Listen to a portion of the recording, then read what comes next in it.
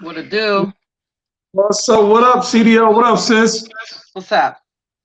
Ain't none. How you doing?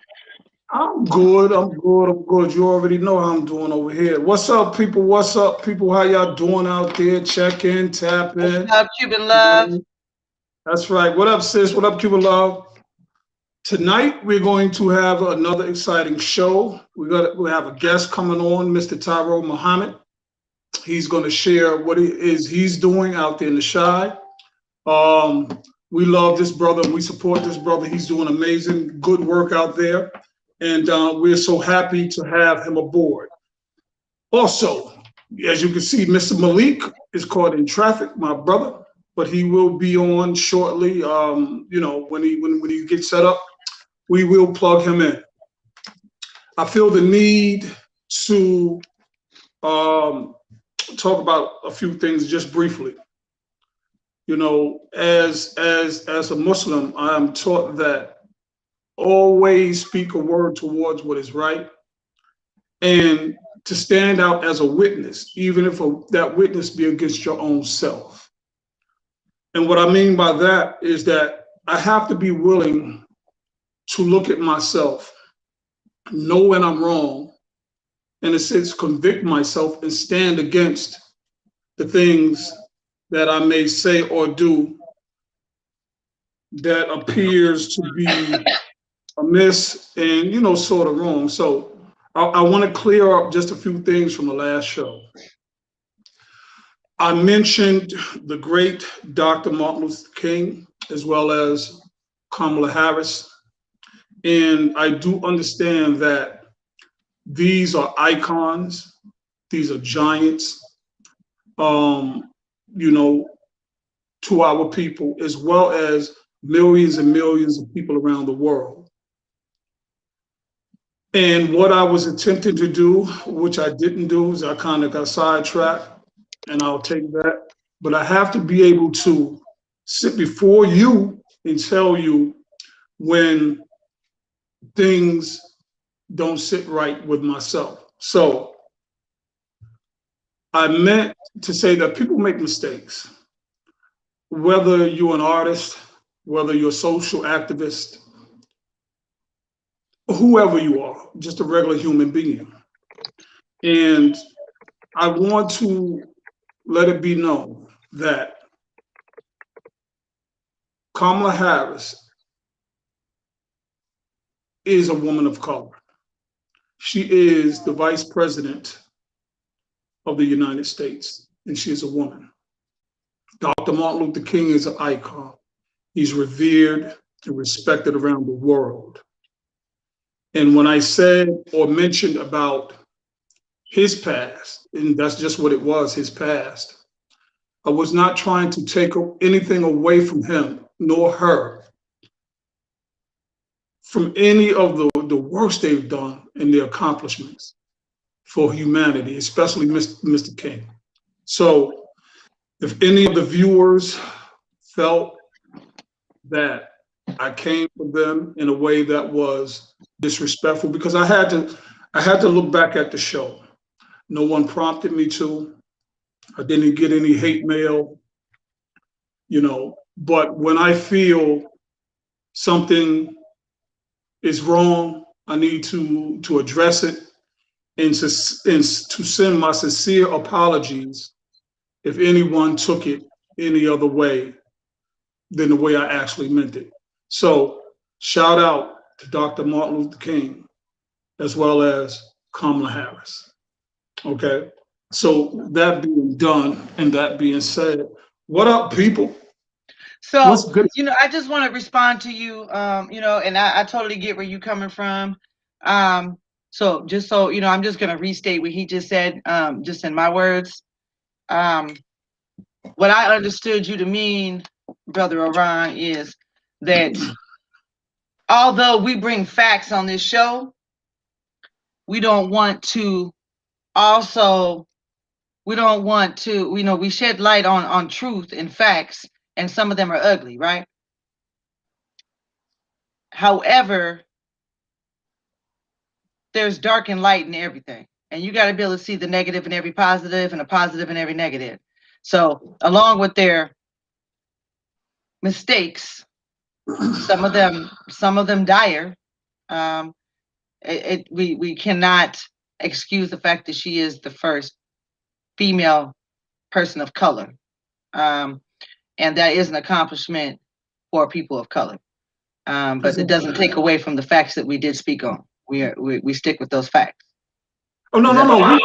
We certainly stick with those facts, but in disseminating as well as presenting information, we have to do it in a way that is conscious, that we're humble, and also with the respect of the people in whom we're talking about. Okay, if we're talking about 6ix9ine, that's a whole different story. But I mean, it's the same as us, though. I mean, we come from a shadow, a dark past ourselves. So no, you feel me? We come from the. Yeah. Go ahead. No, I agree with you. So I'm just agreeing with you. Like, we come from a bad past ourselves, and we have a whole lot of dark clouds on us as well. So we're not, when we state facts, don't think that it's always in judgment, right? Because who are we to judge? It's just, we're stating the facts, right? Mm-hmm. Period. And no one is exempt from getting those facts handed to them. Exactly. As I said, as I did say from the last show, if you put it out there in this public record that anybody can research, that you can see on social media, read in newspaper, see on television, and we bring your name, your issues onto our forum, we're going to talk about it. But we're going to speak about the factual parts of it. So, like my sister said, there's dark and light and everything, you know what I mean? And sometimes in the darkness, the mistakes we made, there's light because there's education and we learn from them. So, we're not going to waste too much time on that. I said what I said, I felt how I felt, and I just felt the need to redress it. There's also Brother Allen. Mr. Allen, if you're watching, he sent us a message.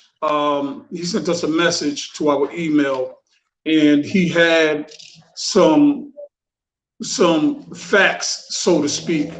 And we would love all of you who listen to this show, if there's something that we say that you don't agree with, and we aren't factually correct in your opinion, bring your facts. Oh yeah, post it. Cordell Allen, yeah.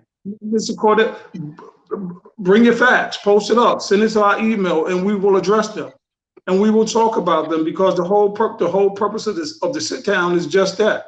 We're gonna sit down and have real conversations about real stuff that's happening out here in this world, things that some people don't want to talk about because it hurts them and it affects them, and it's probably them, or they can't say it.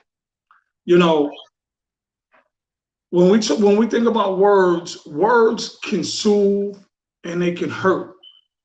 So the choice of words that we use can either fuel a person, or it can harm a person and make a person feel salty and make a person feel some type of way. So myself, my sister, my brother, We had a long conversation a few days ago. We worked out some things, and we promised to bring you what you need and give you what you need and speak to you in a language that we understand. Because sometimes, what was the word I used the other day, sis? What? Anyway, sometimes if you look at a word like posthumous and we're having a conversation, most people don't understand, don't have time to Google that word in mid-conversation, and most people don't understand that word. You know what I mean? So we try to come at you when we meet people on the level they are, and especially our people. We know what we're talking about when we say, you know what I mean? You understand, you heard, you feel me? But other people may not be able to get it. So we come to you in the way we know it. So, anybody who checks for our show knows we're unafraid, we're unabashed, we talk some, we play no games, but we're going to bring you facts. So again, before I pass it to sis, if anyone has anything to say about any topic that we have, anything we speak on, please drop it in the comments. Send us an email. Let's discuss and let's talk about it. Because like we say, I created Cons to Dons 5 years away from my release. 5 years. Because I wanted to best ensure how I could best represent the men I left behind. And at the same time, I wanted to be known that there's redemption.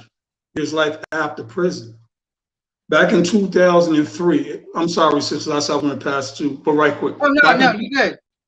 Back in 2003, I was already down a year, and I got sentenced for one of my charges. I called my mom. And yes, big old me was in tears on the phone with my mom. And she was saying to me, well, baby, maybe this is your redemption. This is the price you got to pay for everything you've done in your past. And at the time, I was just feeling the pain because I knew I had some time. I was looking at some more time. But as I done my time, it was actively in my bed, I began to learn, like, damn, I did a lot of stuff back in the days. I hurt a lot of people.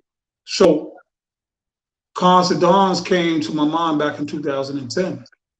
And I wanted to be able to get out and best represent, again, those brothers and those men I left behind, but show the redemption. And that's why we said Cons to Dons.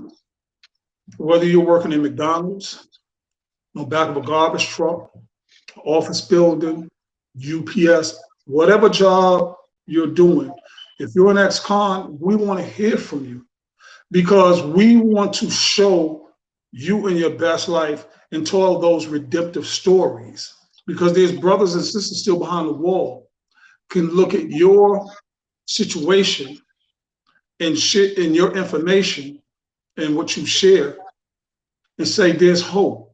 That brother's out there doing it. That sister's out there doing it. If I can be in prison working for $1 a day, and I always told myself, I'd rather be free working at McDonald's than being here with $1 million. Okay? So we want to tell your story, no matter how small you think it is, because if you got out and you out here paying taxes, you became a better father, a better mother, a tax-paying citizen, and you out here working, and your main goal is to stay out here and not behind those walls that they built for us, then we need to hear from you. So that's Cons to Dons, just a little bit of Cons to Dons. It's about telling those redemptive stories of men and women who've done time and giving inspiration to the men and women who's still behind the bars. Sis, what's good? What's up? I agree with you. Also, I want to just shout out to Cuban Love. We see your question from last week. I will definitely address that, and we will bring that up as a topic on Monday. I promise. But with no further ado, we do have a guest tonight. And so I'm gonna bring him on, and he can introduce himself because look, and no one can tell him about him but him, right? And he can do it better than I can. So bring him in, bring him in, bring him in. What's up, Mr. Muhammad? Bring him out. Hey, my sister, my brother, how y'all doing? We What's good. good? I'm enjoying the conversation already. Well, Yeah. for the audience that's tuned in, let me share this right quick with my peoples. All right, I just put it on Facebook. Posted. It's on your page. Okay. I put it on it. Oh, it is. Oh, cool. My name is Tyrone Muhammad. I'm the executive director of Ex-Cons for Community and Social Change. Ex-Cons for Community and Social Change is a violence prevention, conflict resolution, reentry, prison reform, social justice, mentor organization, and recently workforce development, economic development for our communities, specifically um, for the formerly incarcerated and those that's incarcerated, but in general, our communities that have been affected by the war on drugs, disinvestment, disenfranchisement, discrimination, and all the things that have led us to the prison industrial complex. So with that being said, I served 21 years in prison. And like our brother who created Cons to Don, after sitting back for uh, all these years, just watching young men come in and out of prison with no real true reformation tied to their release. There's just the mere warehousing and watching the recidivism just back and forth, a revolving door. I realized that, you know what, and I came up with the philosophy, it's going to take us to save us, or the quote. And what Absolutely. that means is we can no longer rely on pastors, politicians, and so-called benevolent white folks to do for us what we more than capable of doing for ourselves. So with that being said, we said, you know what? We're not returning citizens because most of us incarcerated never felt like citizens in our own community. So how could you be a citizen of something that you that I mean, how can you return to something that you never was a citizen of? We overly Mm. police and everything else. And our rights and the laws are not respect um um amongst in our community by the authorities that patrol our communities. Secondly, we are convicted. We convicted, and they never forget or let us let down that we've been convicted. So okay, we've been convicted. But guess what? We exit everything we've ever done that was negative and violent to our community and terroristic effect that we caused to our community. Also, X as an unknown. It's a mathematical equation that represent untapped potential that languish in these prisons. Unknown. X as an unknown. You got unknown and untapped potential in these graveyards. And con is also indicative of or represent conservative. Like most of us, our very brothers and sisters coming out of prison have conservative values. They're not conservative as in the Republican Party, but conservative in the way that we deal with things, handle things. It's not often liberal because we hold each other accountable, and we the type of brothers and sisters that will pull ourselves up our own bootstraps or ankles when we don't have no boots. So Right. so coming home while sitting in prison, I said, you know what?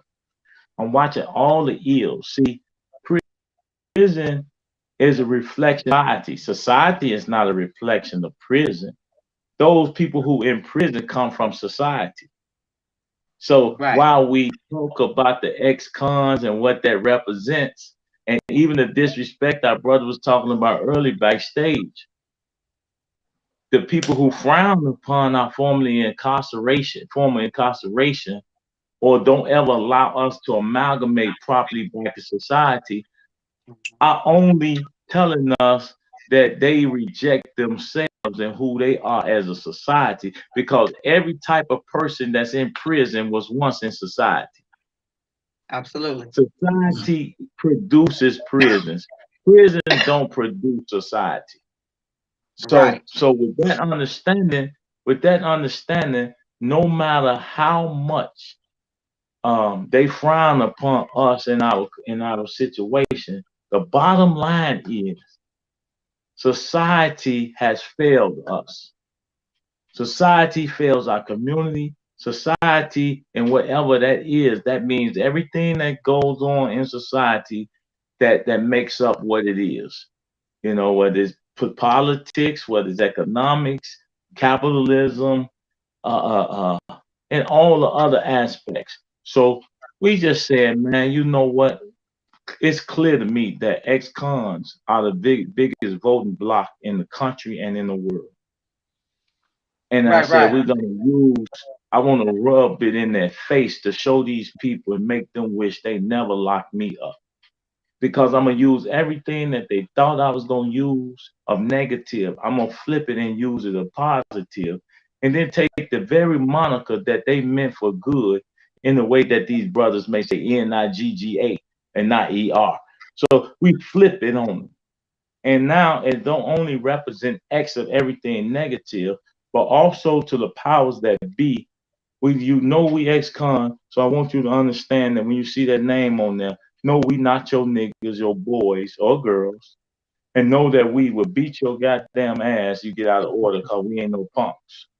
So when it all said and done, we want you to understand that we love our people, but we also want you to understand that we're not gonna play these games with y'all like everybody else and be yes men, roll over, get it in the butt, and then don't even ask for grease. We saying we gonna stand on you and we're gonna hold our words to be true, but we're gonna hold elected officials and so-called moral authorities accountable to fixing the problem that produced us. We are the hate that hate produced, but now we are the love that hate produced for our community. And that's what ECCSC in a nutshell is in a nutshell. Uh, we're in Chicago here. We've been able to affect a lot of um, violence in a positive way and stopping gun violence or potential shootings. We've been able to put ex-felons to work. We mentor. Me personally, I have over 80 young men that I have tied to me that I can call at any time and like that I've been able to talk to, mentor, and guide. And right now we dealing and protesting various. See, I only deal with giants, whether it's the cannabis, whether it's the construction, whether it's Amazon, whether it's McDonald's, all these races of people and systems that continue to profit off of ignorance and profit, but don't give any benefit back to the communities. Yet they claim to be about diversity, equity, and inclusion, and they claim to be about community benefit, and they never put at least 10% of the earnings that they make off our community back into our community. So we are like the agitators, and ECCSC try to be the agitators in chief. And I Right. like agitation. I like conflict. I don't care about all that peace stuff. I like conflict. But Right. make no mistake about it. No matter how much you get these people on these lives or on this social media or these righteous, holy people, understand one thing about America. America is not great because America is peaceful. America is Right. great because America has always been a murderer, has always been a thief, has always been a liar, has always been a crook. And we are a part of the same, whether we like it or not. We are a product of America. You know something, Absolutely. brother? Right quick, CDL. I applaud you and I respect and receive everything you just said. And to our viewers, this is the sit down. We invite you to our platform to speak how you live it, speak it how you know it. We don't want to mute you. Use the words that you wish to use to express your point or your view and how you feel. This is a no judgment platform. For all of those who may feel that the language at times gets beyond them and is not palpable or consumable, then maybe this isn't the fast forward. Oh, no, or matter of fact, switch channels. Because we are the sit down for a reason. We say the things that people want to say, but because of their titles, their positions, their station in life, can't say. So what you won't say, we'll say it for you. As the brother Muhammad just said it, purely, unabashed, without reservation nor fear. He's speaking his truth. He's telling the people what it is he's been through, how he sees this country, America, and what he's doing now. So, bro, nothing but love, real talk, salute. I love it when we have brothers like you on the show. You understand what I'm saying? Because you tell it the way it's supposed, and the way it's supposed to be told, and say it the way it's supposed to be said. So, the truth is real. It's like I always used to tell a lot of the women, like, you know, because they in this level of this time of independence, a lot of time we don't really understand that why they claiming to be independent. I want them to always understand that some man somewhere in the office, in a boardroom, is fashion how they dress. It's fashion what type of shoes they wear. It's fashion how many purses they buy. See, women and our understanding and the way we perceive things is the problem. Like, for instance, I'm as a man, I can get you to be naked without even letting you think that being naked is a problem. For instance, no woman will wear their underwears on the porch and walk down the street. But yet that same woman will wear a bikini two-piece bra and top on the beach and call it a bikini. Panties by any other name is still a bikini. Or bikini by any other name is still a panty. You won't see that woman walk on the porch with her man in the house on the porch with her underwear. Brother, girl, he would probably divorce or quit her for doing something like that. But yet he would accept her going on the beach with her top and her bottom. You tell me what's the difference between the panty and the bikini? But in our mind, we don't perceive. In our minds, go ahead, bro. Say to you, what's the difference from a brother being on the porch with his shorts on, or them Speedos real tight that the men wear on the beach? Because now, now, you sound misogynistic. This is what the women say to you. You sound misogynistic. It's like, and you know what I'm gonna tell them? And I'm gonna tell them. I'm gonna say you're exactly right. That's why I won't never wear a Speedo. Okay. see, that's the difference. I'm not gonna be seen with no panties on the beach. So you saying all they did was change the name, but the garment is still the same? The whole thing is mindset, how we perceive things, like you just said earlier. The way you see things, the way you talk, the next person believes their thoughts, their idea. We never gonna see things the same. Sometimes God don't give you the ability to perceive that deep and in depth as to why you dysfunctional. Sister said something about our mental health, our depression, our everything. We do things because we see other people do it, and it becomes a habit, a fad, or whatever. It becomes a habit. It's just like you, brother, and you, sister. There's no way in the world God intended for us to inhale fire in our lungs. God never intended for you to take this valuable vessel, us as a people, as human creation, to inhale smoke and fire into our lungs. Even your whole very nature and body rejects it even when you first do it. You could take a puff of it, you could be a new smoker, you could take a puff of a cigarette and you cough, your body rejects it instantly because it's a foreign thing that's been introduced to your temple. Now your temple then get used to being abused, get used to being, now that function become normal to a point it becomes so addictive that you can't even get away from something that's so minute but yet so powerful that can take you out of this earth. The only person that will ever exist in the history of the world is you, and we will destroy it with our actions because we become accustomed to certain things. I'm saying you can put this attention and apply this, bro, on every level. That's why our children and our community see certain things. And prison for me was a healing. See, I have never smoked, sold it all. I have never used drugs, sold it all. I have never drank in my life. The most I've ever drank was a wine cooler.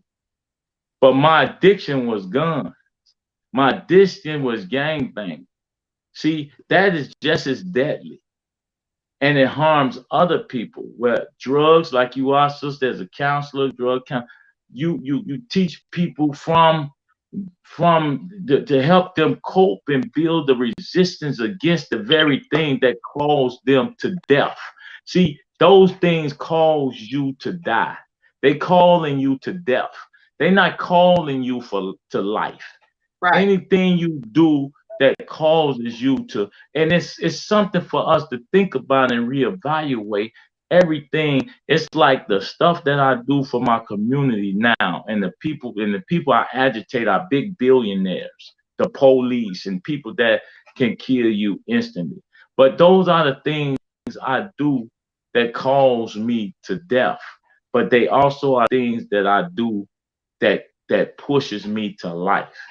Because after all we've done and everything is over with, you can't take nothing with you, no matter how rich you are.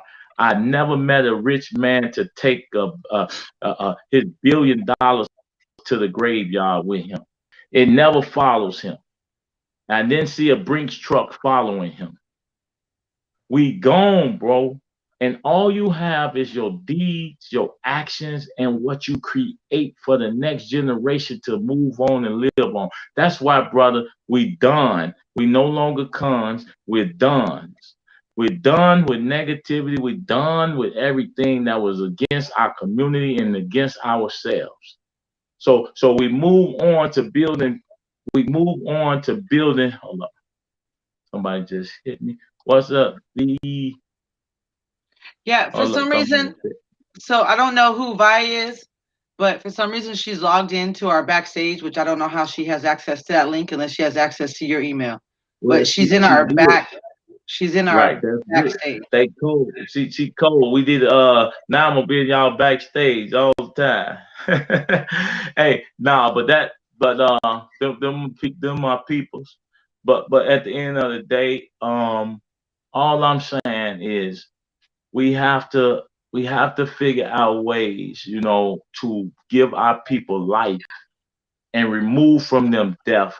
And the best way I see it, and God has, brother, uniquely placed us in a position to do that time, because, and sister, to do that time, to feel pain, to feel lack, to feel want, to feel discrimination, to feel all the abuses that life can heap on us, and come out of there shining and doing good for the community and making a way in the path. Yes, brother, people are gonna always challenge and say something opposite, even if you put forth the truth. That's why even if you bring up something that's gender specific, they always want to use the number one word that white men, they use all the time: misogynistic, male chauvinist. But at the end of the day, it's principle. It's about being a man in an environment that create boys. It's about being a man standing firm in a society that has made boys soft and weak and unable to speak their truth without worrying about the Me Too and the EE and the 3-3 and the 4-4. They're constantly heaping stuff on us, and then we still have to then turn around and be told to, you got to be the provider, you got to be this, you got to be that. So you get all of those things on top of all the other things that we're not to do. And then there's no wonder these young boys and young men are confused, bro. They don't know which way, they don't know if they're coming or going. And their mama don't know if they want a man or if they want to be the man.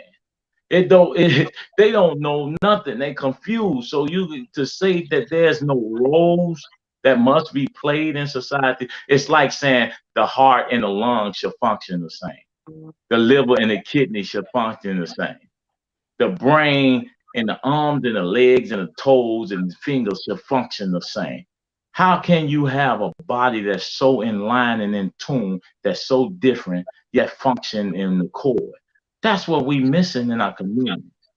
Look, I want to say this real quick. I'm going to say this to the viewers because I'm getting side messages, back messages, on top of messages, in between messages about what you're saying, King. And for the viewers, I need y'all to practice something for me.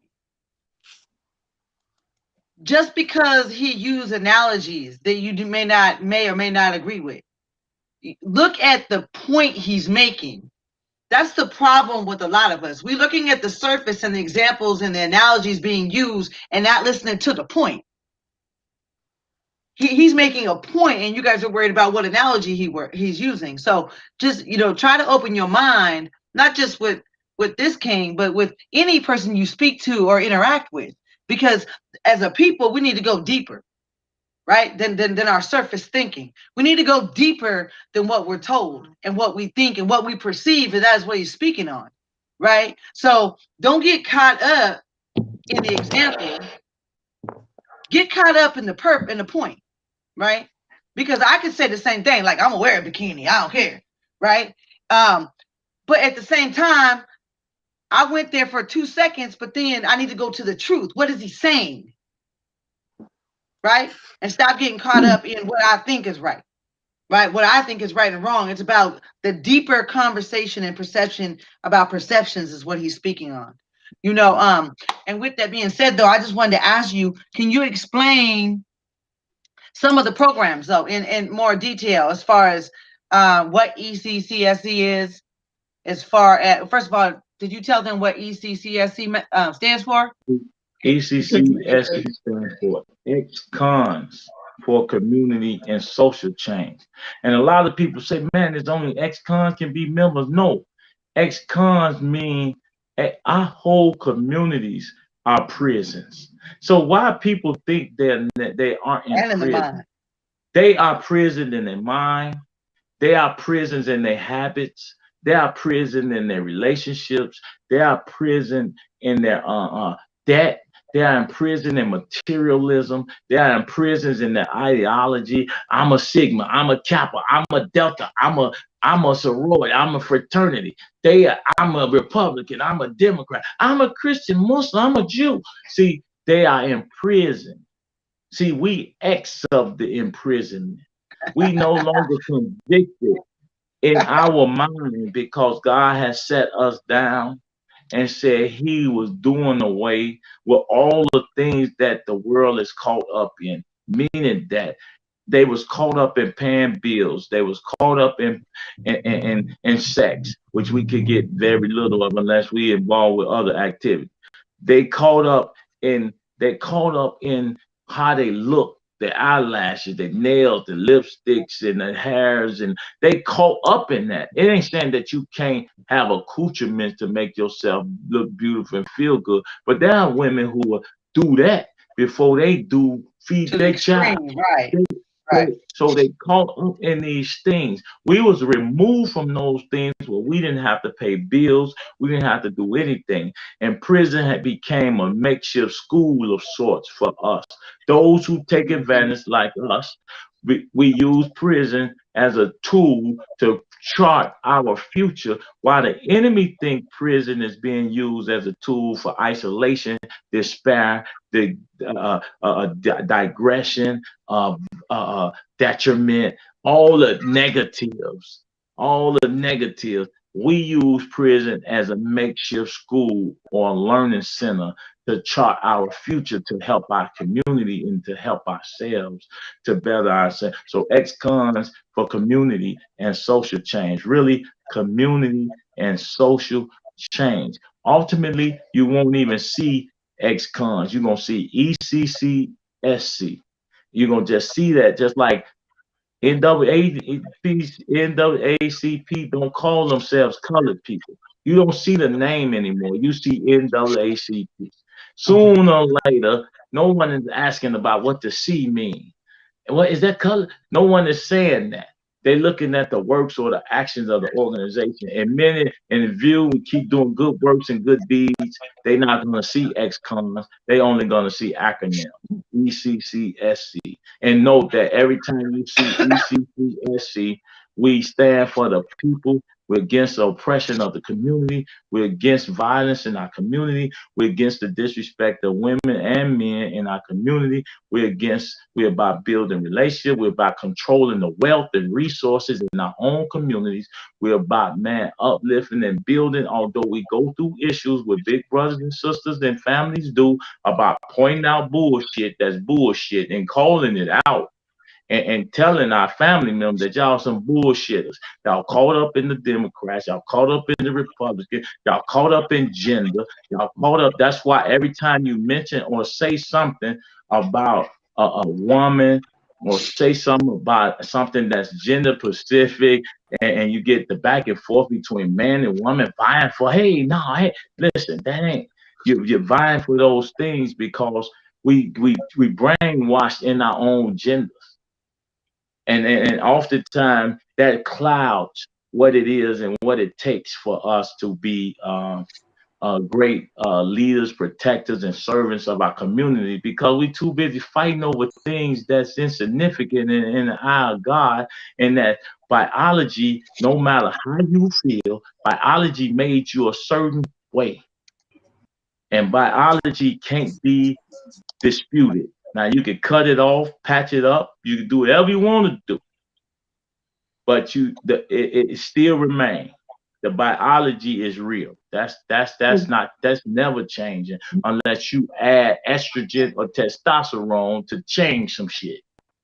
Brother, I like the way you broke that down with the acronyms in regards to NAACP and your organization and what you're doing, ECCSC. You know, you mentioned people forget about what the C means is the color, because now they look at the works. So that's what you're doing, the work. You know what I mean? So let's pivot just a second and go to about 5 months ago. You pulled up on the Cresco Sunnyside dispensary, correct? Yes, sir. Tell us about, brother. Tell us about that on Clark Street. Tell the people what that was about, why you were there, how everything went down.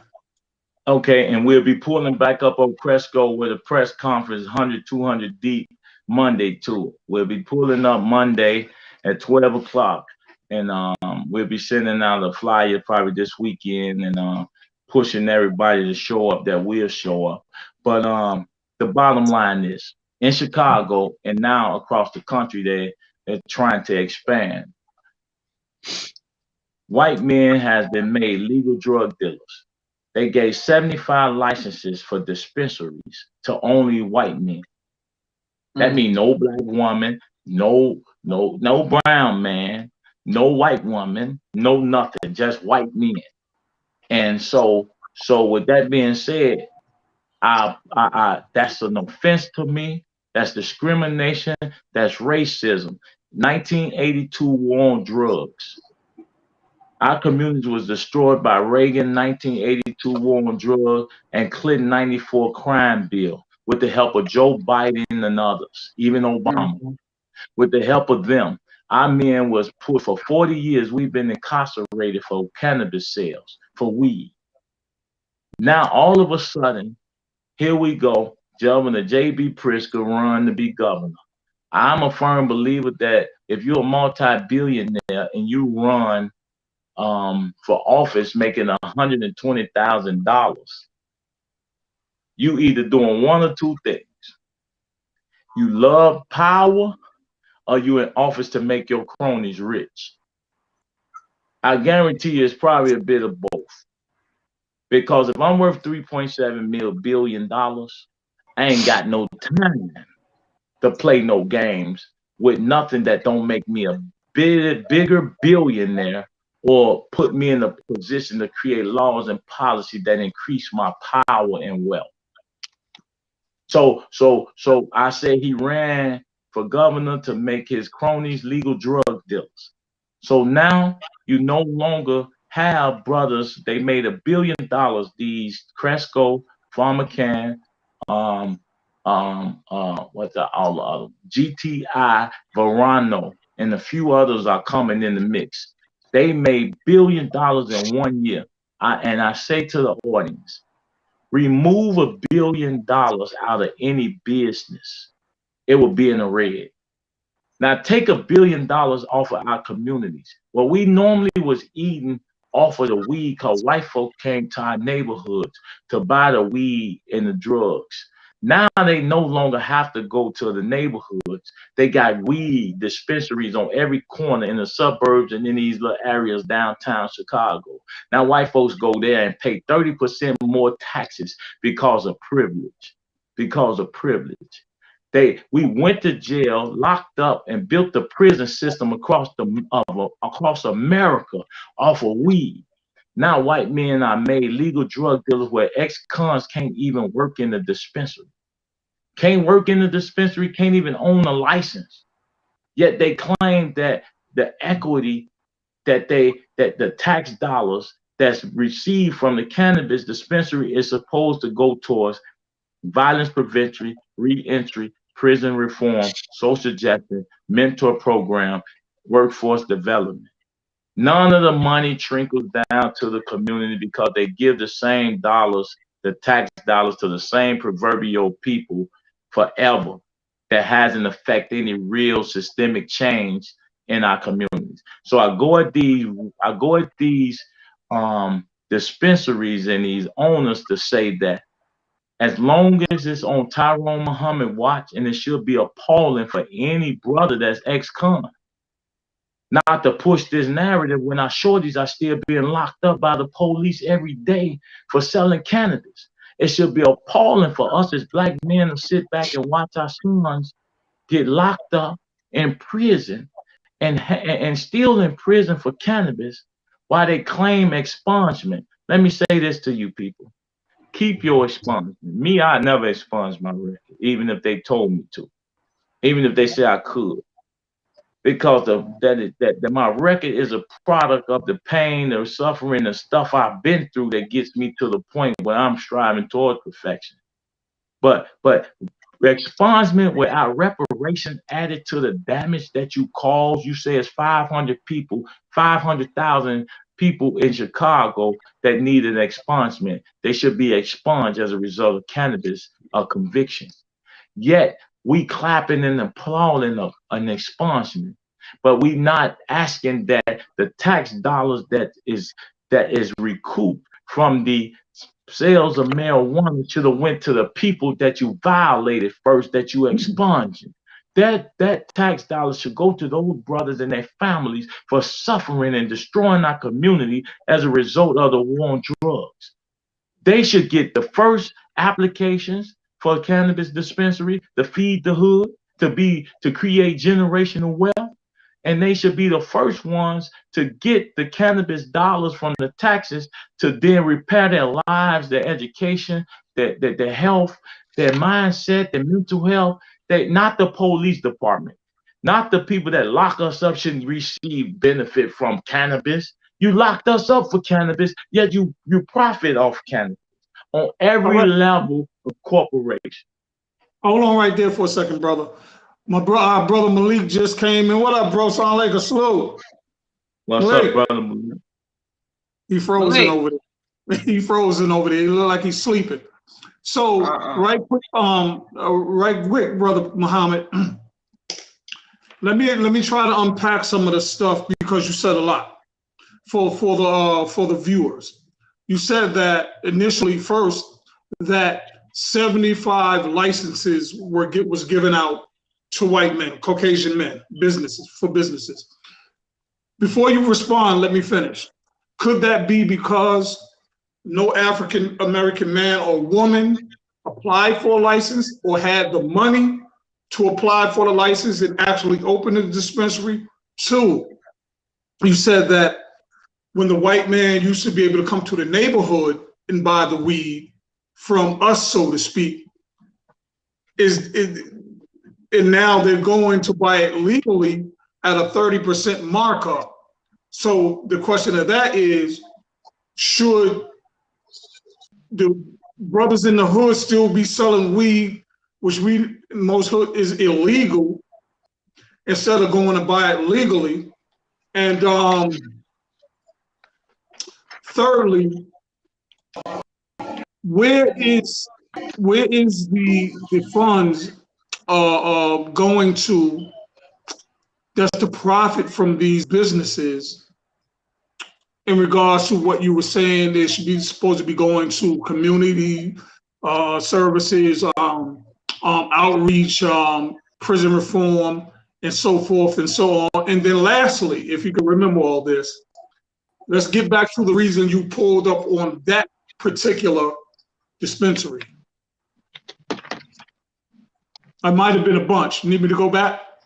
No, I got it. Okay, take off. Because the people will see 100%. Is I'm quite sure that the people want clarity. They can hear you're talking, you know what I mean? Because I've seen a couple of question marks, people saying I don't get it, and sometimes it can be above their head, but they want clarity. So just break it down with the licenses and why the white men got it as opposed to the black people, because maybe they didn't have any. Oftentimes, first to market win the race, right?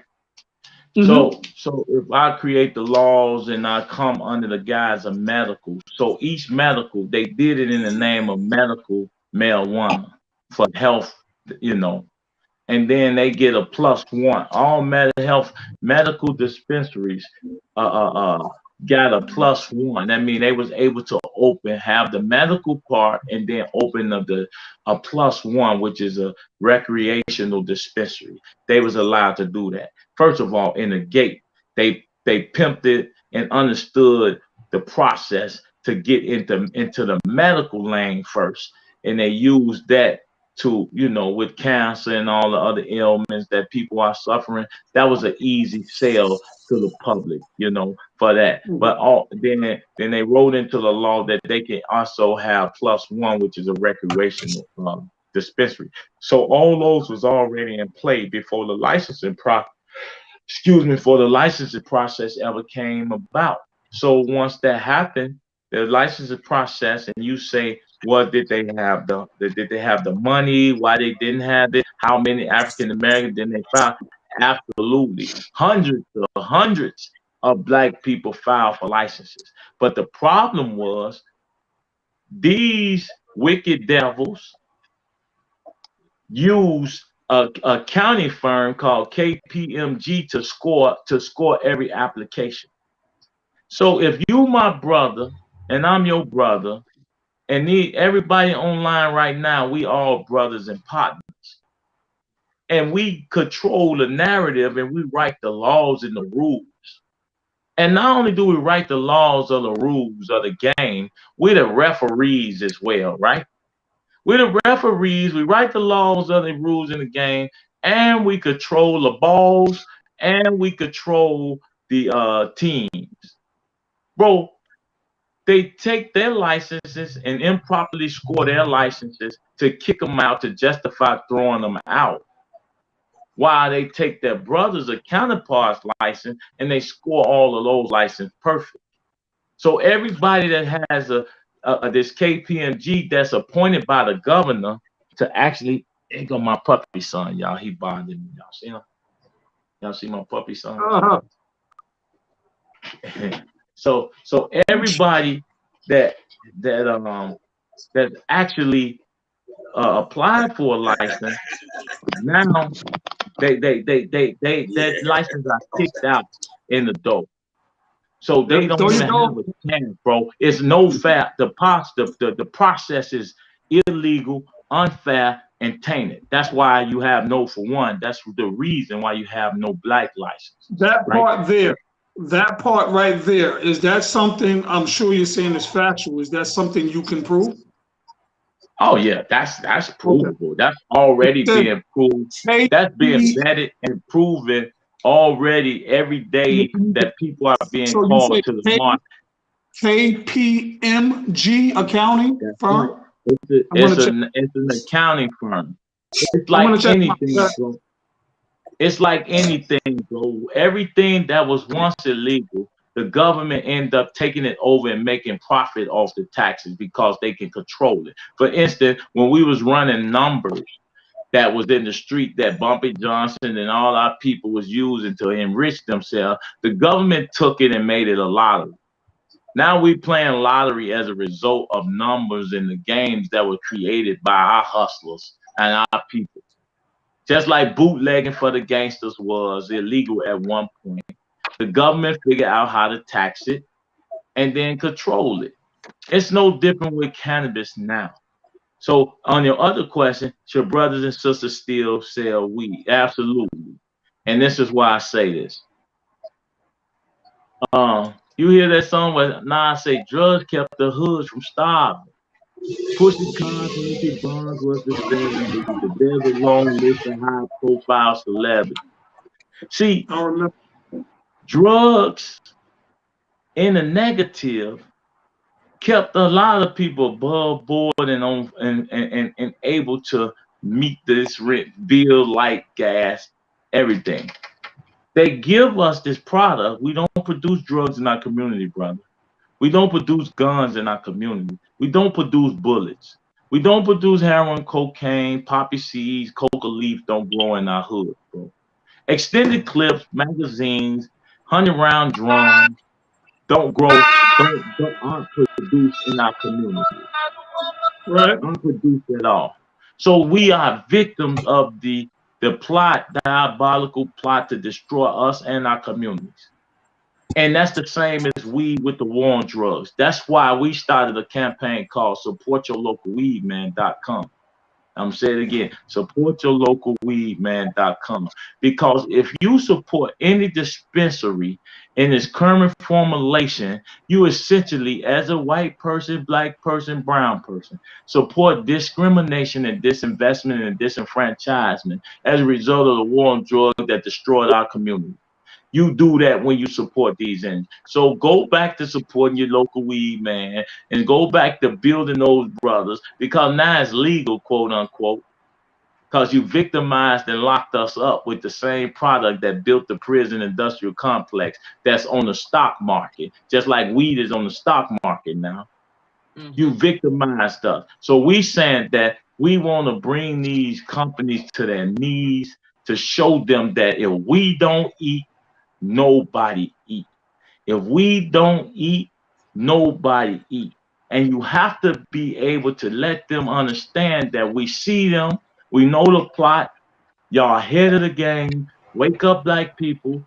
No longer should we be made to feel guilty about something that this wicked government has used as a tool for their dirty religion, while our sons and daughters are killing each other every day over crumbs. And these high school graduate, college student, rich white boys are making billions in the stock market, 100 million evaluation, 3 billion sales, 3 billion buying dispensaries for $140 million, man. But no black is in the game. Can you imagine if Brother Tyrone sold a dispensary for $100 million? I do great work with nothing. Imagine if I had $140 million. Okay. So that question now, where are the funds going to? That R3 program, the tax dollars are supposed to go to organization that deals with violence prevention, economic development, mentor programs. and to deal with prison reform, social justice. My organization deal with ECCSC. Our organization deal with all of those things. All of those things we deal with. Yet the proverbial same organization like a United Way, a Boys and Girls Club, all these white laden organizations receives all the funding to say they're gonna serve our community. Then why Cons the Don didn't get something? Why this group didn't get something? So we best know what our community need than they do, but yet we're never at the table because we just might change something. And the other question was, the last one was, what was the last one you asked? You asked 4 questions. I don't remember the last one. Well, there's a question. There's a question from somebody, one of the viewers. They asked if you do you know the cost of at a minimum to get into the cannabis industry in Chicago, and how many Black people have been denied licenses that you know of? All of them, and the cost, all of them, and the cost is probably $250 or more at minimum. You better have at least that. And if you're talking about growing and creating a growing facility, you're gonna need 15 million. You're gonna need 5, maybe 7 to 15 million just to even get a proper grow location on. So all along, they are way ahead of the game. They're above the curve, and we still sitting around talking about a license while they carving up the country and creating new laws that allows them to stretch across the earth with this stuff. And what I'm saying to Joe Biden, and what I want to do is file a major lawsuit for ex-cons, saying that we have recognized that this government has been in violation of our communities across the world, of Black men and women in our communities, and disinvested in our community, disenfranchisement, discrimination with the war on drugs. Now we're saying that we declared that we want a moratorium on any other new existing cannabis dispensaries or companies to build cannabis dispensaries across this country, to make it illegal to declare the sales, the distribution of Schedule I weed drugs illegal until you fix the equity portion and process. Because if you could feel that the government could reverse these decisions, then you'll see more equity, you'll see more inclusion, because now it become a real situation where Black folks are finally waking up and saying, hey, we gonna use this as a tool to build, just as you used it as a tool to destroy. You did it. You use it as a tool to destroy homes and families by putting men in prison that left these babies out here running wild right now. You, like I say, you take $1 billion off the streets, and you wonder why you got an increase in carjacking. You wonder why you got home invasions. You wonder why you got so much sliding and killing amongst these young brothers, because the very crumbs that was keeping them cool is no longer there. Okay, before we throw it to Malik, I have one more. The nail salon on 83rd and Stewart at the Stewart Mall. What was the reason or your purpose for pulling up on the nail salon? And with that, because we got arrested, what happened with that case? Well, listen, bro. That's like when I pulled up that time, it's because I'm a man of my word, and I said I come back, I was gonna not be talking. So that's the third time. That was the third time I had a situation where that owner of this, the sons of that owner, was disrespecting Black women that was going in there getting their nails done. The straw that broke the camel's back was when I was watching that video and I saw that he had detained in an effort to put the mother out, who he claimed didn't pay because she said the service was poor or something like that. Left the girl, the young lady, I think she was 14, up in the store while the mother was outside. In other words, you pretty much kidnapping her and then telling her she can't even go out. Now, we as black men watching this, this could be our niece, our little sister, our daughter, and we watching this happen. And all we gonna do is stand out and protest while foreigners and other men come in our community and treat our children like that, man. I said that ain't gonna happen. Now, you silly little women, and I'm saying it right now, want to go get your nails, your phony eyebrows and lashes. You want to cut hope y'all ain't got no eyebrows out there. Cut your eyebrows off and paint them on. That's your business. If you want, if you want to put your nails on and look good with your accoutrement, that's your business. But when they disrespect our children and we sit back and watch this happen, then it's like the children we don't protect our children. We clearly can't protect our women. Then we gotta find something else to do than call ourselves men, because we not that. So I came back and I told them I would the third time if I had to come back here from this very shopkeep. And the owner promised me in the first two meetings that they was gonna do better, treat our community better, and give equity, meaning teach women how to do nails from the community so that they can ultimately open their own businesses up and stuff like that. They said that. He did nothing he said. So when that happened, I did what I said I was going to do. And really, I went there to not only bust the win, I went there to beat the son's ass and drag his ass out in the street and stomp his ass on. That's really what I went to do. But he wasn't there. I was gonna see if he was gonna do me like he do these women. So and then I just decided, hey, y'all got to come on up out of here, sisters. That y'all saw in the video, they stayed there like idiots, getting their nails done, because I guess they thought I was just talking. And then I had to throw a few bricks through the window. Yes, I went to prison, but I bonded out. And the case was dismissed as well. Okay, because most people see crime. I'm just trying to play the other side for the viewers and the skeptics, because most people see it that was property crime. When you threw the bricks through the window, it could have hurt somebody, could have hit somebody, could have been an assault. The glass could have cracked in their eye.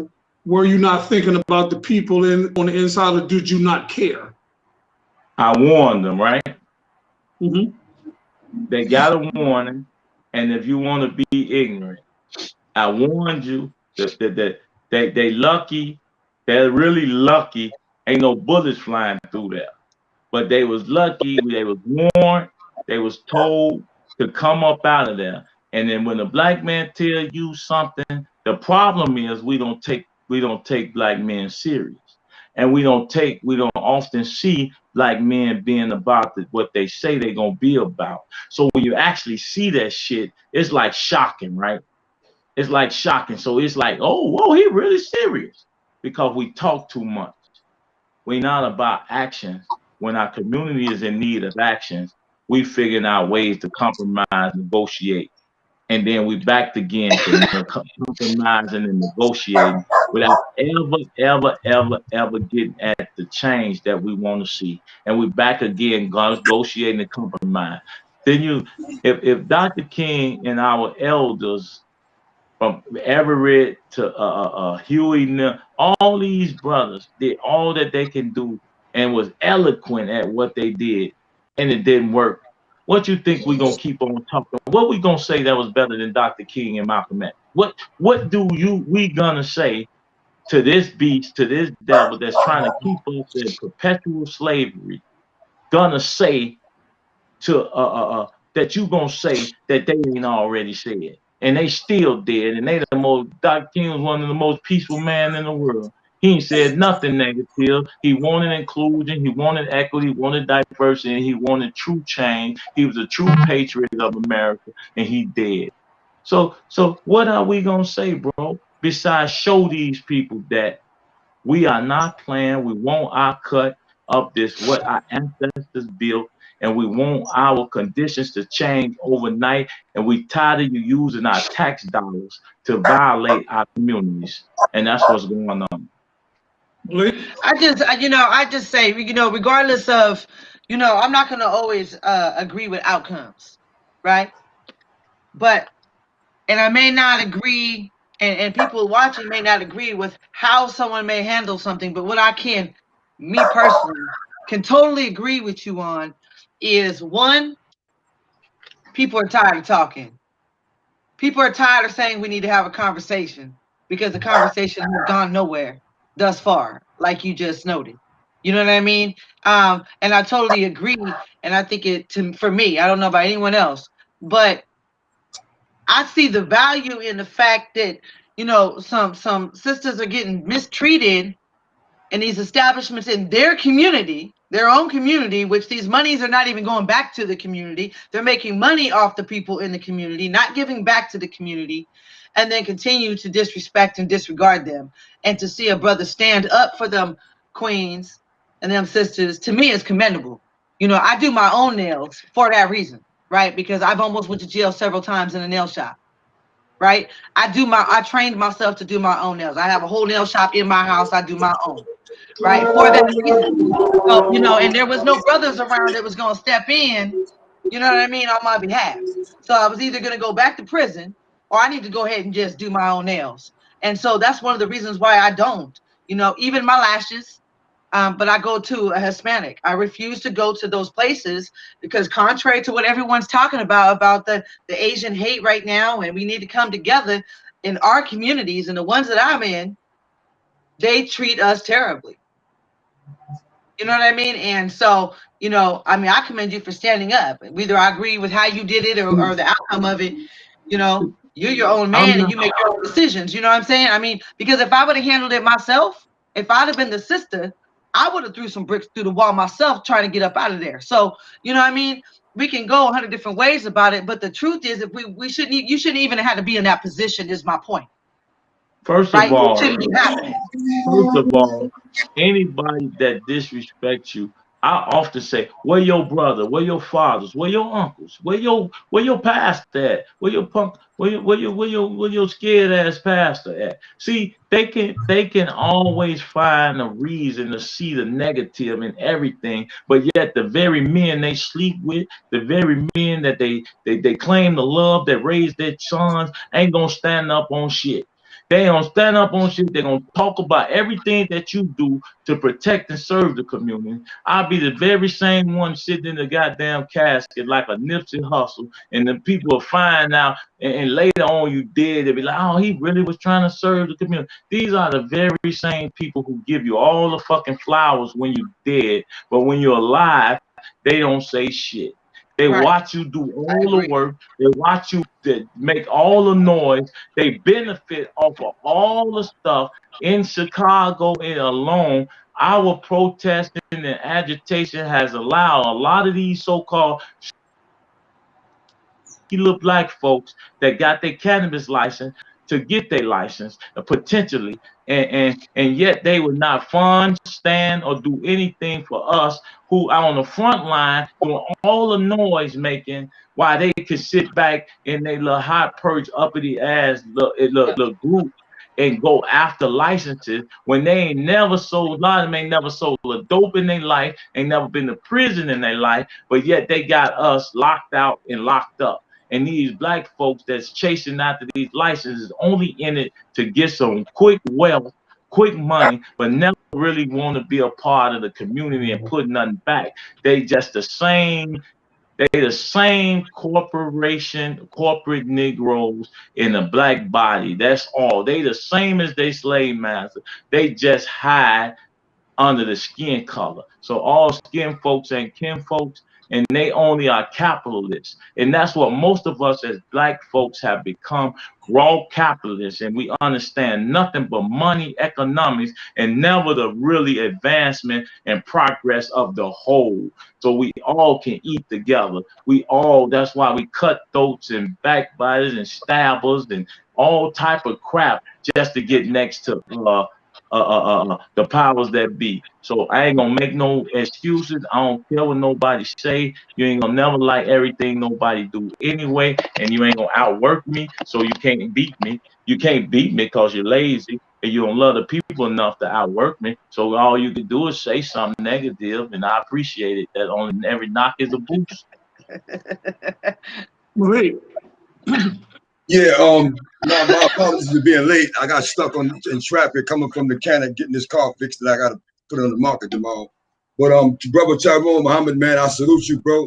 You know, I actually saw the video on the news the same day when it happened. I was of the mindset, damn, I wish I could have been there. You know what I mean? Because I would have been right by your side. That's the type of action I'm about. But on another note, two things.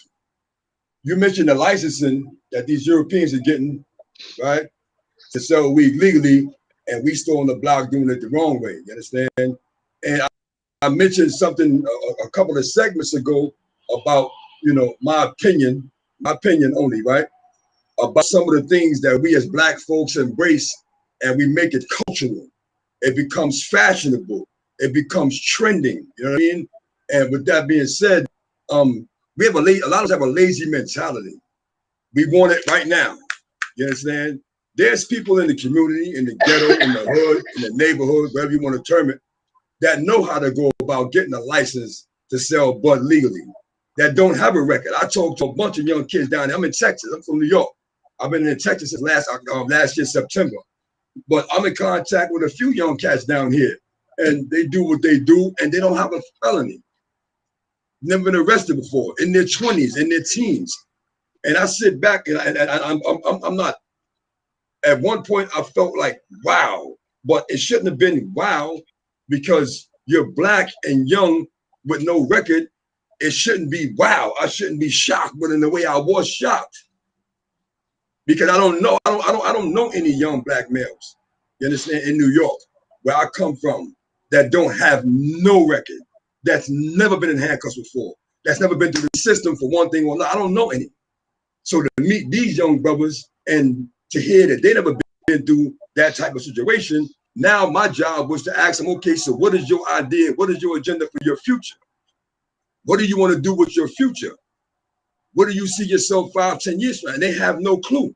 They just going through the motions, you understand? And it bothers me, but again, it's a part of indoctrination, a lack of positive imaging in the Black and brown community, right? And a lack of real fathers inside the home. You understand? You could be a stepdad or step-in dad, right? Or a real dad biologically in the home, but if you're not having these conversations, if you're not, giving them the nasir, the knowledge and the wisdom to go forth and multiply, you just a deadbeat dad and you taking up space. We have to get out of the mindset where we're raising our children through a dollar. It's about purchasing. It's about buying. It's about giving without giving them what's necessary to help them go forth and multiply. You know what I mean? And for the other part I want to comment on is when you mentioned the sisters in the nail salon. I couldn't believe when I watched the video that they didn't even leave. I couldn't believe that they didn't take you serious. I was shocked. I was shocked, and I knew from the way you was walking up to that piece that brother was about to put that work in. You know what I mean? But with that being said, a lot of us are traumatized this is my opinion, right? I believe a lot of us in the Black community, we're traumatized and we suffer PTSD for one reason or another. And with that PTSD, right, we have this, I need to feel good. I don't feel good about my life. I don't feel good about my community.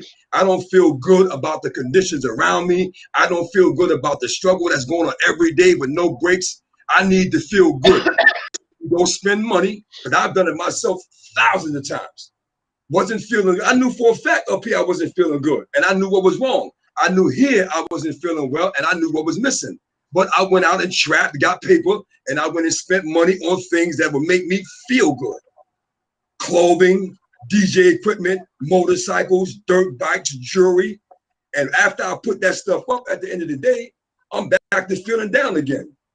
So now I gotta smoke some bud, drink some alcohol, sip some beer, so I can get high, because I learned this in the penitentiary from a brother that said, people that get high because they feel low, but don't want to admit they feel low. They don't want to admit why they need to get high and stimulate themselves. I was a victim of that. You understand?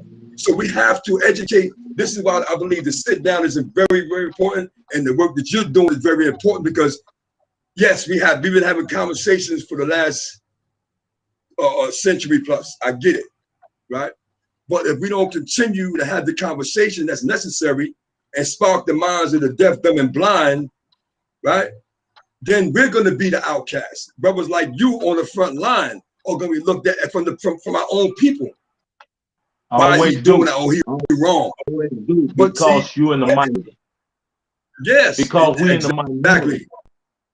So anything like that looks so right that the people watching that's afraid of their own shadow, like, God, he waited on the police to come. Right, that's who I am. Yeah. So I ain't hiding behind nothing. So you for that then say, oh, he broke the law. But guess what he did? He waited on the law. It's not the same thing. Broke the law, he broke the law, yeah, and didn't take his weight. No, I won't do them. It's about running. It ain't about hiding no more. It's about standing on principles, whether it's your life or your death, rather. You have to stand on principles for something. It just can't be about your own personal and loved ones that you stand on. It be about community, so that there are men out here while talking this independent stuff. You can't be independent. You need us to protect you, and you can't be independent because we can't be independent as men because you all to nurture and guide us. It can't be that. But when the man speak on something like that, women then get offended, like caught up in the ideology that's been going on, that's been pulling them families, and they don't get it. So we become into all this gender war and gender specific. But the reality is, the woman is teaching, training a child. Now, if you want to really fault somebody, you about to start by looking in the mirror. You understand? Yeah. Because the men walk away in every kingdom, from the animal kingdom on up. A male can walk away, but the mother is always always there and firm and teaching. It's no male lion without a lioness, people. A lion can't rule the jungle and be what he got. A lion, listen, not just one lioness, a tribe of lions. So they don't have no problem submitting, and they the hunters, they the killers, they everything. But yet those lions are examples of how you submit to a king, how you submit. And you know, the only thing that a lion does in the kingdom, besides nurture and slap the little cubs into place, is they protect that pride. They protect them lioness, and the lioness will give their life for him because he would give his life for them. And once human beings are too caught up in their minds, bro, and they're thinking about what's right, what's wrong, and not just let's do it, then we'll figure it out what's right and wrong after we go through trial and error. That's what we did in prison. We figured out what was wrong. We went through trial and error. We did everything we needed to do to learn these lessons. Now we come out and apply the lesson to society and hope that society would kind of get themselves out of prison of their own themselves. So, bro, ain't no question, bro. Their own mind is in prison, yet they looking at you, passing judgment on you about the work that you doing that's creating and sparking a change in the ideas of a lot of people, while they sit back and watch on social media, judge, and never giving the $5 nail money, never giving anything towards the change that they talk about, yet they always got an opinion and a comment to say about something. Never, oh man, brother, you there, I support you. And we have to, bro, link us, brothers like us, sisters like us. We have to across the country and create a mass movement for change to show the world that we are playing, no matter where we at in any city, any state. We coming together, man, and systematically, and we're gonna keep linking up like this is an introduction. That then the four of us got to continue to add networks and networks and people and keep building and keep on to where we create a whole Zoom that or whatever it is that got 200, 300, 400, 500,000 people on it at a time, that then ultimately say, hey, this is a movement going on with ex-cons, and it's a movement going on with the streets that the politicians and the pastors and the so-called uppity Negroes and anybody else that's against this ain't even welcome. Now we change policies across the country. We create seminars, conferences, books, manuals on how to love your brother, how to respect your sister, and how to keep our sons and daughters out that fucking prison and out the graveyard. Because prison and graveyard can't be the only lot for black men and women. Right. Let me just I say have a real question quick. though, because we only have a few more minutes. So I wanted you to touch on before we go, because it's mandatory for me to hear what you're doing in regards to the gang violence with your organization. Oh man, listen, that's a hard That's important. That's a hard work, especially with our resources. Everything is hands-on. Everything is about mediation. Everything is about conflict resolution. But it's about getting out in the community and tapping it up and dapping it up with them shorties so that they can know you there and love them. So that you, when they do some crap, you hear some crap, you pick up the phone and say, what the fuck going on over there?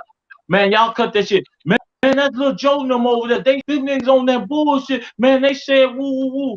Woo, woo, woo. Then, all right, let me go holler at them. Let me tell them, man, cut that dumb shit out, man. You, hey, big homie, don't get in the middle of that if they ain't gonna do right, man. See, now you got a different conversation and different respect. Cause now you got to actually, they got to trust that you gonna be the mediator of their affairs, man. And we have to be able to do that. And for anybody, since we got a few minutes, for anybody that's want to know more about Tyrone Muhammad, ECCSC, go to ECCSC.org. That's ECCSC.org. And you know, I'm on Facebook, I'm on Instagram, we on Twitter. And It's that's ECCSC.org. yes, Okay, I'm putting it in the chat. ECCSC.org. So Hey, Anybody, you know, Tyrone Muhammad, inbox me, leave a number, I'll reach out to you. Let's build family and let's create the you know, change we want to see across the country. my comrade in New York was talking about you. He from the Nation of Islam. Salam Ismail. Nah, his name is Tone, Antonio Hendrickson. Yeah. Right?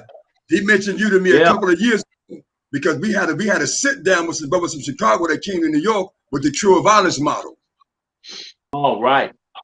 Well, right? I want to be in Texas. I want to be in LA. I want to be wherever y'all at, and we're gonna build and man stretch this thing. Believe me, it's some Jay-Z dollars, it's some LeBron James dollars, it's all these lot of people dollars outside of dealing with the government that want to help us grow and see change in these communities. We just have to tap into the TIs, the different people, and the funding that's out there. That are people who really want to see our communities grow and thrive. But I think together we could get the recognition and we can bring them in if we choose to just unify and stop getting caught up in names and titles. That's what we want to do with Cons of Dons. Real quick before I close down, give it to my brother. See, with Cons of Dons, we building a magazine, and the magazine is about featuring men and women that was in the penitentiary that were cons. You came home, you got a job, you're an entrepreneur, you're going to school, and now you were done. We want to create these funds so we can go on a countrywide tour, speaking tour, and go to every ghetto, every community that's suffering and that's involved in, you know, things that we've been involved with. Because we believe that, you know, consistent, lasting change, it has to be consistent on the streets. It has to be consistent in effort. You can't just pop up and then and you disappear. So because the Dons, we want to do the speaking tour around the country. You understand? That way we can get the word out there in a more, you know, in greater numbers, man. No doubt. We're gonna figure out how to link it up and what we got, you know, because I'm about to do ECCSC New York, LA, Atlanta, St. Louis, New York, New Jersey, Ohio. So ex-cons everywhere. So we gonna figure out how to use those vehicles, but to not only profit and enrich us in our movement, so we can fund our own operation, but to also, man, find all the collaborations that's necessary to change the conditions of our community. Hey, before you came on, brother, CDL, we were talking, and she said, you know, ex-cons, we the best. And I was like, yeah, don't not by what Khaled says. You know, Khaled said, DJ Khaled. Yeah, DJ Khaled. He said, we the best. And sis said, no, ex-cons, we the best. You know why? Because we got an inside and outside position. You understand what I'm saying? We see both sides. So when we come to your hood and when we step out there, we serious. This ain't for the camera. What we do is not going to be for everybody. Remember Friday when Ice Cube went in the room? He grabbed his gun. His pops came in. He was like, "What you doing, son?" And he just looked. "Oh, you think you tough because you got a gun." Pops took the gun. He said, "You know what the problem is with y'all nowadays, y'all young cats? Y'all don't know how to use these. Y'all don't know how to fight." You understand what I'm saying? See, it's brothers like us and a sister like her and millions around the country, ex-con. You see what I'm saying? He lost contact. We use this. When we get out there, we coming like this, we coming like this, and we coming like this. Because it ain't always about, oh, let me just end this situation with this. And too many people don't want to get in a fight. There's a whole lot of cats and brothers and sisters don't want to get in the fight. They want to sit on the sideline, cheerlead, watch you run into danger, watch you run into the fire and burn up, and they reap the benefits. You know, so the views, now viewers, all of the views expressed by the brother Tyrone Muhammad are not necessarily in our whole, our views. Those are his views, but we support him on 90% of what he said and what he's doing. And that's what the brother had to say. That's how he feels. That's how he get down. And when we have that opportunity, we're going to be out there wherever he goes, and we're going to get out there and support him. And I hope the viewers, you took something from this show, learned something, share it, you keep following, you keep coming back, because it's only going to get better from here. CDL, what up? Yeah, I just want to, I don't know how he got disconnected, but regardless if he's here or not, I just want to give a shout out to Tyrone Muhammad for taking time out of his busy schedule to come holler and have a meeting with the sit down. Again, I just want to reiterate what Ron said. Everyone's views don't have to be the same. Exactly. But the core truths still remain, right? You don't have to agree with people's opinions, but the truth still remains. And what the brother's doing, what the king is doing is phenomenal. And what he's doing is he's not talking about it and talking about his opinion. He's actually doing it. So, there's a whole lot of opinions that run around, and we can have a whole different set of belief systems, religions, not religion, whatever. But at the end of the day, the brother's out there, boots on the ground every day, trying to make better for his community, not just himself. He didn't get out of prison, get the girl back, get the broad back, get the car back, get the dog back, and get a job back and forget about where he came from. He came out, boots on the ground, and he's doing and making moves for his community. So what his personal beliefs is irrelevant, in my opinion. It's about what you're doing, not what you're saying anyways. And so what he's doing is phenomenal. So, shout out to him. I appreciate him. And I'm looking forward to meet with him, because we're going to be doing and duplicating what he's doing out here in LA, and it's going to go down, period. He says no. Exclamation mark, period. By no means, and I want the brother to know, I want the viewers to know as well, we support him 100%. And as 100%. You said, and as I was saying, you know what I mean? We're not always going to agree. And all of his views is not going to be accepted, as well as his opinion. Cuban Love, she took issue with some things, but that's how she felt, and she was rightly so. She said, well, I don't agree with that. John J. 11, he said, what are you talking about? That's not the right it's not in the right context. So people are going to have different opinions, and everybody's views are going to be different.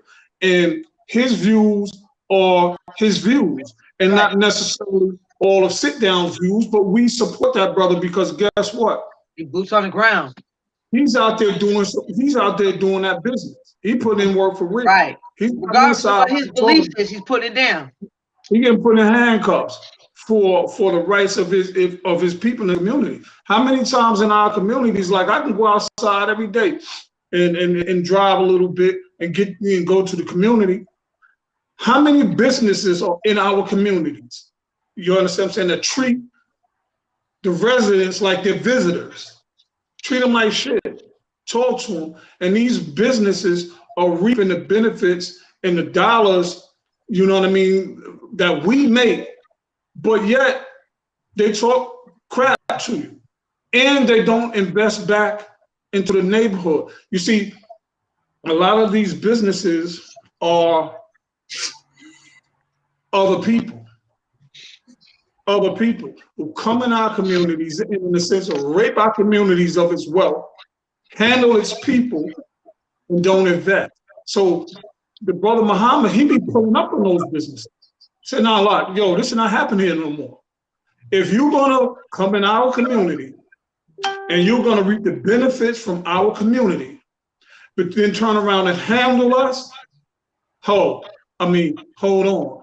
Now you got to deal with me. So we support him. I support him all that, and salute to the brother, man. And we look forward to linking up with you on, you know, some of your events and our events, because we definitely gonna get together and do some big things. So we appreciate you. I appreciate you for coming on, brother.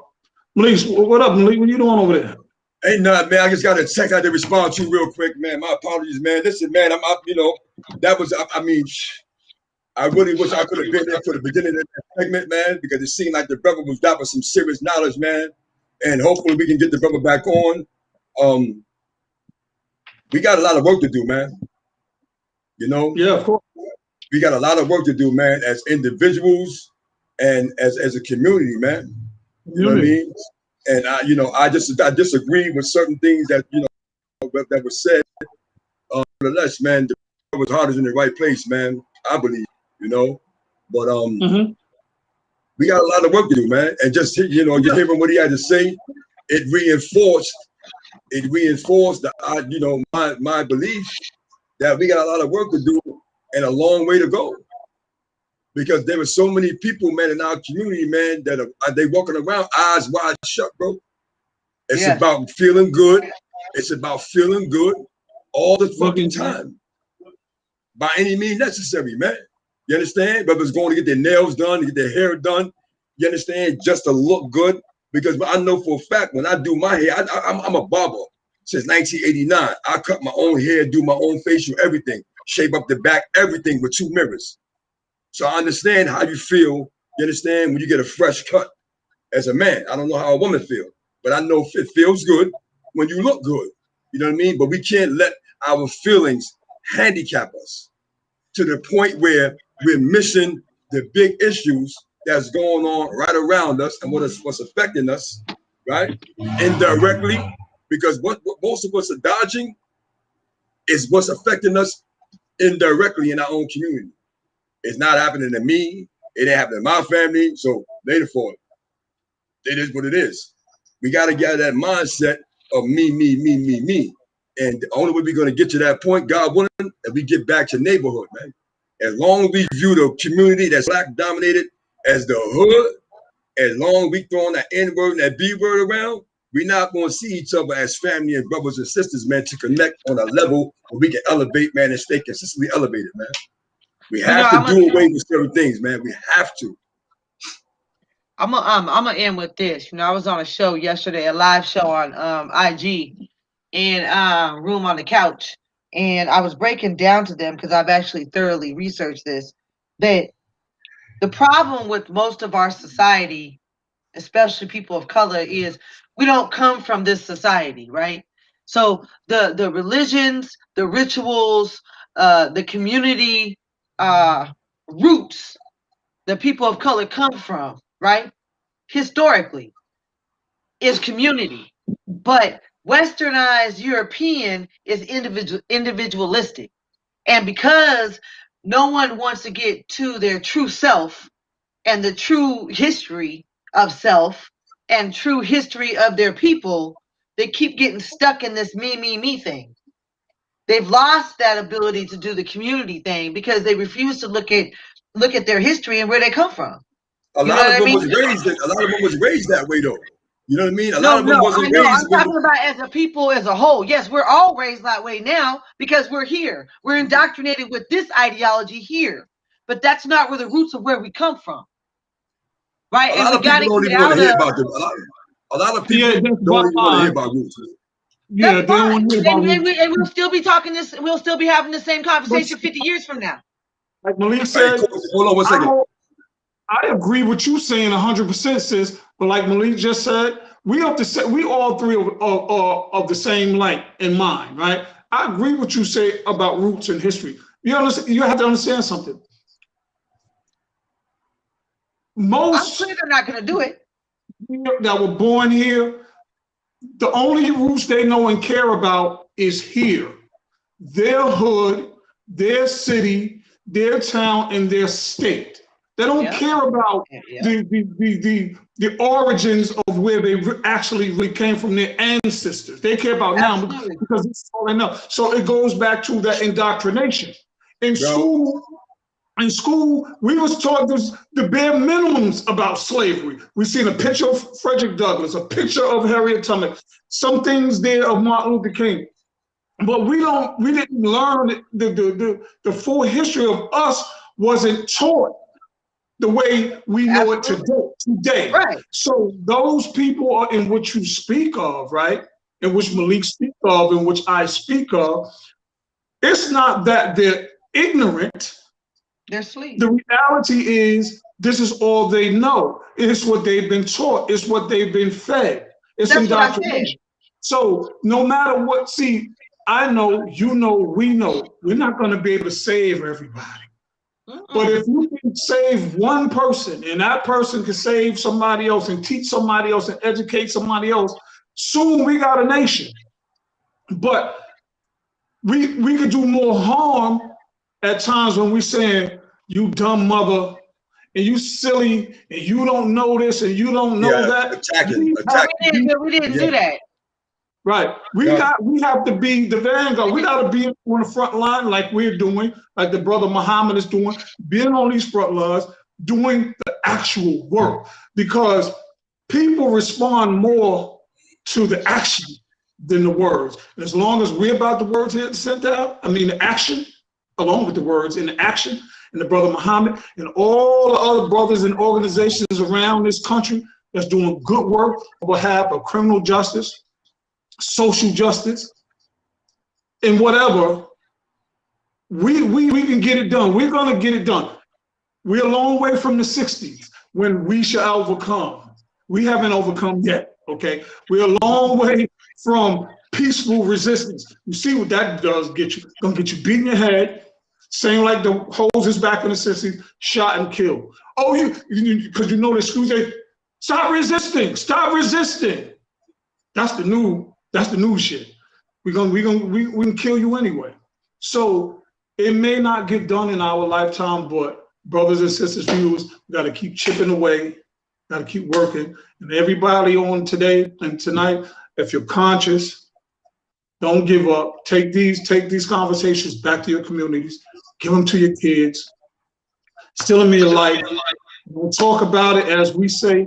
Be about it. Get your ass up off the couch. Start talking about what they're doing, because the real issue is what the hell are you doing? That part right there. Yeah. My thing is this. People ask me every day, how did I get where I'm at? So when I say it's a lack of self-knowledge, and I understand people might not be there, but there are some who are seeking it. So I'm going to keep saying it, and I'm going to keep speaking on it, because I'm not worried about those who sleep. Those who are asleep, the only thing that's going to wake them up is some serious trauma. Some serious events will wake them up eventually. It's not my job to worry about those individuals. I worry about those who come to us seeking that solution, seeking that, you know what I'm saying, conversations. seeking the like-mindedness. That's who I focus on. Rick James, I love what you just said right here about subculture assimilating into the dominant culture for survival. Well, I look at it this way. Because most, we'll look at us as being the subculture. But the reality is we are the dominant culture, okay? They have been assimilating into our culture because they've taken, let me tell you, only in some areas. I don't even want to go there because I was going to get ready to say some things, might have offended some people, and I promise that I will be more professional. But at the end of this day, this show, yes, people assimilate based on whatever reasons they have. You may want a position, so you have it with a firm, so you act a certain way. You try to assimilate and not be like them, but demure in a way to get that position or that job. People assimilate, like, coming from prison, the acclimation, the change is hard. The change is hard. But eventually, if you keep working, you assimilate and you'll get back into it. But I respect what you just said right there, Brother James. But at the end of the day, I'm telling you, we the dominant culture. We've been the dominant culture. We're going to continue to be the dominant culture. We're going to keep it pushing. We're going to put some knees on some necks around here. How about that? Let me just make a statement real quick. All day, every day.